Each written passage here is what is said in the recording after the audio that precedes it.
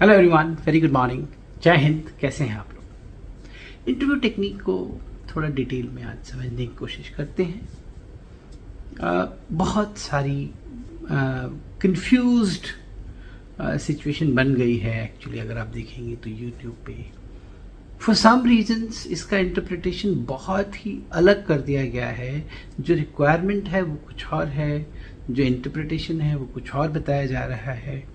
और उसका प्रॉब्लम ये हो रही है कि जो कैंडिडेट्स हैं, जो बच्चे हैं जो तैयारी कर रहे हैं, जो जी जान से लगे हुए हैं कि उनको सफलता मिले, उनको समझ नहीं आ रहा।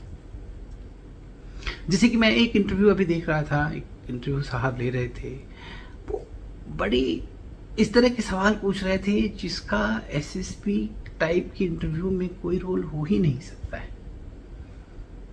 जैसे कि वो पूछ रहे थे कि आप नाम बताइए अपना, व्हाट इज योर नेम।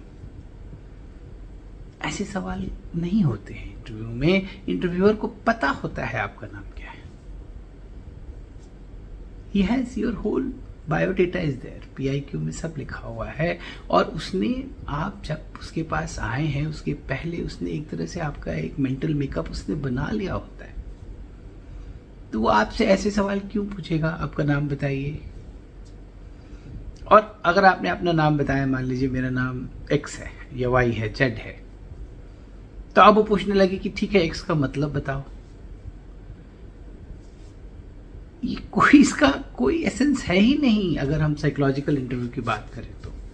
क्योंकि आप लीडिंग क्वेश्चन पूछ रहे हैं, डायरेक्ट क्वेश्चन पूछ रहे हैं, वो बेचारा डायरेक्ट जवाब दे रहा है।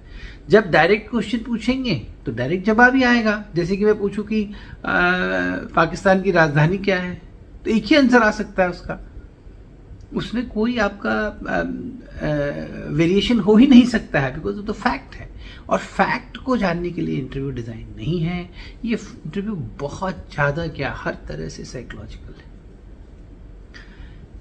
इस इंटरव्यू को अगर मैं सीधे सीधे शब्दों में आपको समझाने की कोशिश करूं तो this interview is an attempt to know you through you. आपके बारे में आप ही की बातों से समझना है, जानना है।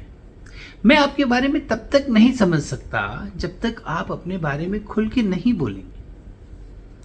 अगर आप पॉइंट दर पॉइंट जवाब देंगे तो कैसे मुझे आपके बारे में समझ में आएगा कि आपके विचार कैसे हैं, आपकी सोच कैसी है, आप किस तरह के व्यक्तित्व हैं, आपकी क्या कमियां हैं, आप में क्या खूबियां हैं, आप क्या बनना चाहते हैं, आपके डिजायर्स क्या हैं, आपके पैशंस क्या हैं, आपने किस तरह की जिंदगी को जिया है, आपके डर क्या हैं, आपकी स्ट्रेंथ क्या है। वो मुझे तब पता चलेगा जब आप खुल के बोलेंगे। और जब हम खुल के बोलते हैं तो यकीन जानिए हम अपने अनकॉन्शियस माइंड में चले जाते हैं। यही अटेम्प्ट है। जब तक आप अपने अनकॉन्शियस से नहीं बोलेंगे, जब तक आप अपने अतीत में नहीं जाएंगे, जब तक आप अपने उन बातों में नहीं जाएंगे जो आपने किए हैं, जिन चीज़ों ने आपको छुआ है, जिन चीज़ों का आप पे बहुत तगड़ा इंप्रेशन पड़ा है, जिन चीज़ों ने आपकी पर्सनालिटी को अब तक डिफाइन किया है, जब तक आप वहाँ नहीं पहुँच रहे हैं, मेरा इंटरव्यू साइकोलॉजिकल हो ही नहीं सकता। दूसरी बात मैं आप लोगों को समझाना चाहता हूं कि इस इंटरव्यू का आपकी जनरल अवेयरनेस पर से एकमात्र एक रोल ये है कि general awareness also has a bearing on your certain OLQs। But just because someone has a good knowledge about general awareness, it doesn't define, except for the fact that he knows few facts about things around him, or he is intellectually alert, or he's a mind who reads. Beyond that, I don't read anything about your personality. इसीलिए कई लोग बाहर आते हैं, सोचते हैं यार मेरे को जीके का सवाल नहीं आया, मेरे को समझ में नहीं आया, 1 चाइना पॉलिसी क्या है मैं नहीं बता पाया, इसलिए मेरा इंटरव्यू खराब हो गया। नहीं, आप ऐसा मत सोचिए इसको। आप जरूर जानिए, आप पढ़िए, आप अपने जीके को बहुत दुरुस्त बनाइए। उसके और भी कई फायदे हैं, वो मैं कभी अलग आपको समझाऊंगा कि वो कैसे आपके व्यक्तित्व को निखारते और किन किन OLQs पे आपके असर डालते हैं। बट आज का मेरा मुद्दा कुछ और है, तो उसके बारे में बात करता हूँ। क्वेश्चन आंसर सेशन नहीं है ये।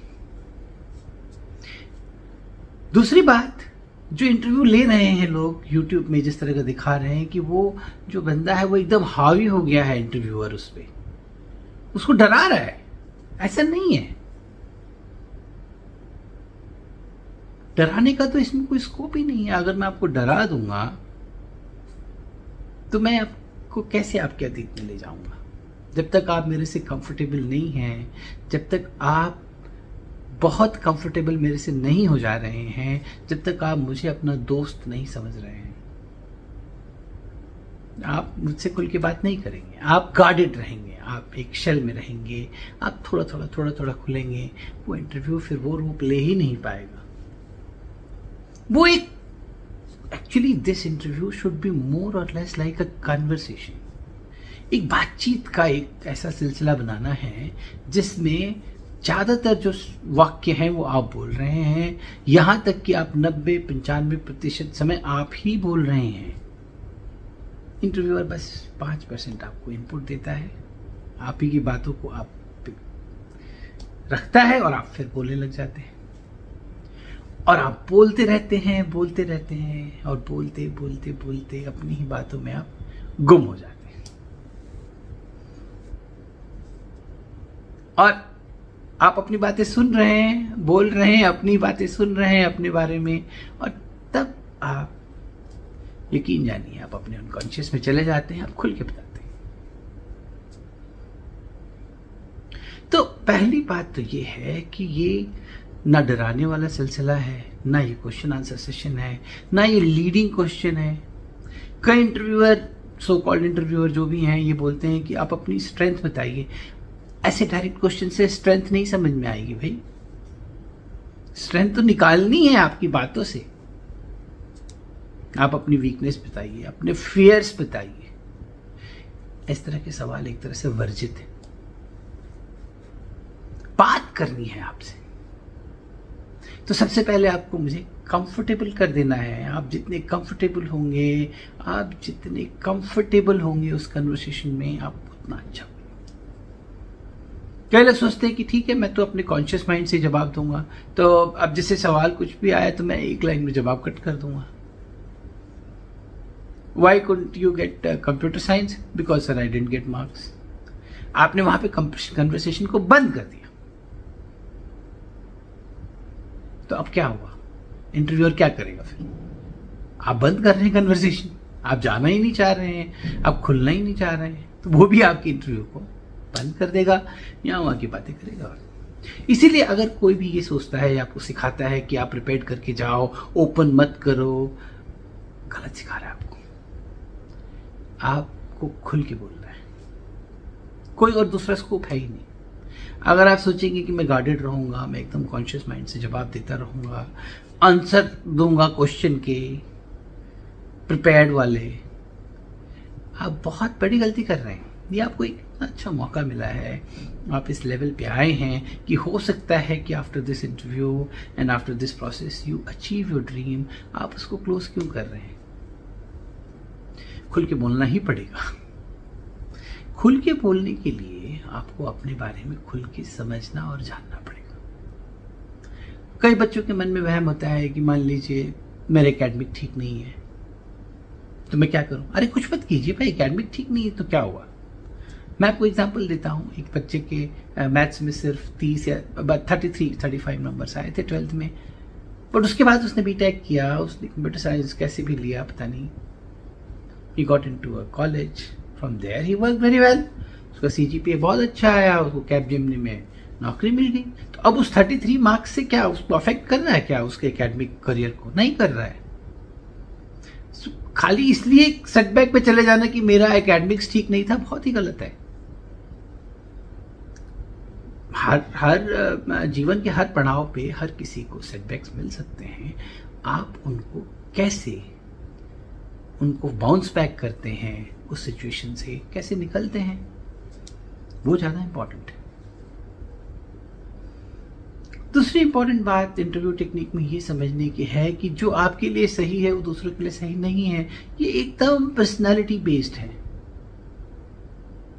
आपने एक पर्टिकुलर टाइप का जीवन जिया, एक पर्टिकुलर टाइम के जीवन से होते हुए आप गुजरते हुए आए, एक आपका अलग तरह का व्यक्तित्व बना है, उस पे जो आंसर सही है वो दूसरे वाले पे सही नहीं है। तो आप जो भी लोग ये सोच रहे हैं कि मैं आंसर्स प्रिपेयर करूं, मैं क्वेश्चंस रट लूं, बहुत गलत कर रहे हैं। इतना ऑब्वियस हो जाएगा ना अगर आप प्रिपेयर्ड आंसर्स देंगे, अगर आप अपने कॉन्शियस माइंड से रिप्लाईज देंगे, आप प्रिपेयर्ड आंसर्स ढूंढने लगेंगे इंटरव्यू देते देते, बहुत ऑब्वियसली दिख जाएगा। जितना आप नेचुरल फ्लो में इंटरव्यू देंगे, जितना आप खुल के अपने बारे में बातें करेंगे, उतना इंटरव्यू अच्छा होगा। अब आप कहेंगे कि मैं फिर तैयारी क्या करूं, अगर मैं इंटरव्यू मुझे बस ऐसे ही बोलना है? तो तैयारी ये कीजिए कि अपने मन के अंदर जो भी विकार हैं, जो भी आपके डर हैं, जो भी आपकी बाधाएं हैं, जो आपको रोके हुए हैं, जो भी द्वेष है, ईर्ष्या है, any kind of things which you are holding, any grudges, निकालिए उनको। अपने आप पे भी जो आपको नाराजगी है अपने आप से, अपने आप को, हमारी आदत होती है कि हम अपने आप को बहुत कैटेगरी में खड़ी करते हैं, यार मैंने ये नहीं किया, मैंने वो नहीं किया। इन सब चीज़ों से भी अगर आप उठ जाएं ऊपर, फ्यूचरिस्टिकली देखें, एंथुजियास्टिकली आप अप्रोच करें लाइफ को, उसमें थोड़ा ऑप्टिमिज्म दिखाई दे, तो अच्छा हो जाएगा। व्यक्तित्व का ही दर्पण है ये आपके। कहीं से आपके ये नॉलेज और फलाना ढिमकाना पे बेस्ड नहीं है ये इंटरव्यू, ये एकेडमिक इंटरव्यू है ही नहीं। तो हो सकता है एकेडमिकली आपने बहुत अच्छा नहीं किया, वेरी मच पॉसिबल, परंतु उसके बाद आपने कैसे उसको रिवाइव किया या गिव अप कर दिया। कई लोगों को ये भी लगता है कि मैं तो स्पोर्ट्स में क्या लिखूं, मैं तो खेला ही नहीं है, मैं तो मुश्किल से खेलता था। तो जरूरी नहीं है कि आप नेशनल स्पोर्ट्स खेले हो, वो मुद्दा है ही नहीं। ऐसा थोड़ी है कि जितने भी नेशनल स्पोर्ट्स प्लेयर हैं वो फौज में अफसर बन जाएंगे, ऐसा कुछ नहीं है। मुद्दा ये है कि आपने पढ़ाई के अलावा क्या किया है, जानने की कोशिश है बस। आपने हो सकता है गली में ही खेला हो, स्कूल लेवल पे खेला हो, वो हाउस लेवल पे खेला हो, that's also is enough. The idea is have you played something, because जब आप खेलते हैं, जब आप ट्रुप गेम खेलते हैं, व्यक्तित्व का अलग तरीके से निखार होता है, बस वही जानने की कोशिश है। आप कोई गांव का बच्चा थोड़ी ना कहेगा मैं बैडमिंटन खेला हूं। तो गांव के जैसे गेम होते हैं गली में, खेतों में, वैसा करता है वो। तो कहने का मतलब यह है कि इसको टाइपकास्ट मत कीजिए, इसको बॉक्स में मत डालिए कि ऐसा ही होगा, ऐसा ही होगा। आप अपने बारे में ज्यादा संशय मत कीजिए। Do not doubt yourself too much, because that will reflect. कई लोग बोलते हैं सर ऐसे सवाल का कैसे प्रिपरेशन करूं। मैं जवाब दे ही देता हूं इस बात का, बिकॉज आप प्रिपेयर्ड आंसर्स लेके इस इंटरव्यू को अटेम्प्ट कीजिए ही मत। ये तो आपके बारे में बातें, आप बस फ्लो कीजिए।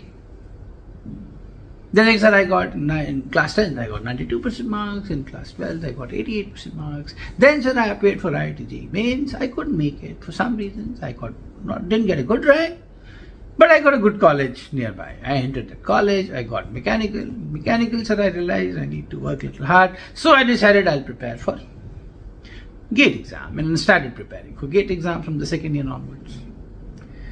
And in the third year, I took coaching and I qualified my GATE, and this is my score, and I'm preparing to do MTech now from this college.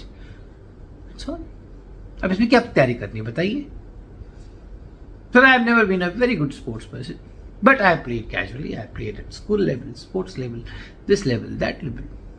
I am an enthusiastic participant in all kind of sports that happen around me. समझ रहे हैं? तो type casting में गड़बड़ हो जाएगी। Type casting बिल्कुल मत कीजिए। What is applicable to you is very unique. It cannot be typecasted to the other person. Understand this point. फिर एक और इसमें इंपॉर्टेंट पहलू आता है, आप अपने लाइफ को आगे कैसे देखते हैं। बहुत जरूरी है ये चीज। पूछेगा what is your future career option, और वो कभी एक सवाल नहीं पूछता है। एक चीज का ध्यान रखिए, ये बेवकूफ बनाते हैं आप लोग यूट्यूब में कि what is your career option, ऐसा सवाल पूछेगा ही नहीं इंटरव्यू, और एक वॉली में पूछता है, बिकॉज उसको आपको एक साइकोलॉजिकल सेम्बलेंस में लेके जाना है। उसको आपका जवाब नहीं चाहिए, उसको आपका अतीत चाहिए। How do you look at your future is basically your planning.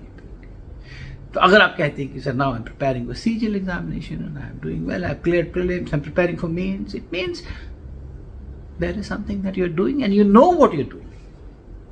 So there is some hope, some aim of your life that you want to achieve at certain stage. All of a sudden आप कहें कि sir मैं UPSC की तैयारी कर रहा हूँ, तो वो लिख के जरूर रख लेगा यूपीएससी की तैयारी कर रहा है. उसके बाद पूछेगा ऑप्शनल सब्जेक्ट बताओ क्या है, तो आप कहेंगे नहीं सर अभी मैं डिसाइड ही कर रहा हूँ. तो समझ जाएगा कोई प्लानिंग नहीं है, आप बस फिश का हुक लेके बैठे हुए हैं, जो फंस जाए. ऐसे नहीं होता है ना. क्या प्लानिंग है, फ्यूचरिस्टिकली आप अपने आप को कैसे देखते हैं, फ्यूचरिस्टिकली आप में एंथुजियाज्म है, आप में जोश है, कुछ प्लान है, या as and when it comes. जैसे कि कुछ लड़के क्या करते हैं, जो एग्जाम निकला वो भर दो. यूपीएससी का सिविल सर्विसेज का निकला वो भी भर दो, एसएससी सीजीएल भी भर दो, एसएससी क्लर्क भी भर दो, बैंक का पीओ भी भर दो. ऐसे नहीं होता है. ये सारी चीजें दर्शाती हैं कि आप अपने जीवन को कितना सहेज पा रहे हैं, कितना उसको कंट्रोल में रख रहे हैं, कितने ऑर्गेनाइज तरीके से आप आगे बढ़ रहे हैं. तो कहने का मतलब यह है, बहुत ज़्यादा है बोलने को, बट एक वीडियो में बोलने को फायदा नहीं है. कहने का मतलब यह है कि ये बड़ा यूनिक, बहुत खूबसूरत टेक्निक है ये. इसको आप डिफीट नहीं कर पाएंगे. गलत तरीके से इसको प्रिपेयर मत कीजिए. गलत कोचिंग एक्चुअली साइकोलॉजी को खराब कर सकती है.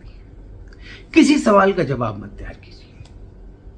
अगर आपको सच में इंटरव्यू की तैयारी करनी है, अपने आप को खंगालिए.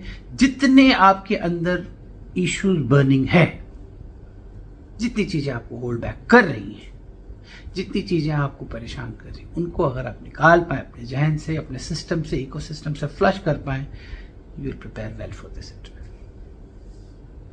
This interview is all about you through you, nothing else. तो आई होप आप समझे मेरी बात को, आपको मजा आया इस इंटरव्यू में. और बताऊंगा, बहुत कुछ है बोलने को, कुछ होल क्यूज के बारे में, कुछ इंटर रिलेशन जो है होल क्यूज का वो कैसे बनता है, कुछ और चीजें बताऊंगा. कैसे इमेजिनेशन अच्छी बनाएं, कैसी स्टोरीज अच्छी लिखें over a period of time. Do let me know your comments on the video, and anything that is bothering you, any questions that you ask, or you want to make a video on a particular specific question, I can do that for you also. So do write that in your comment box. Thank you so much, and Jai Hind.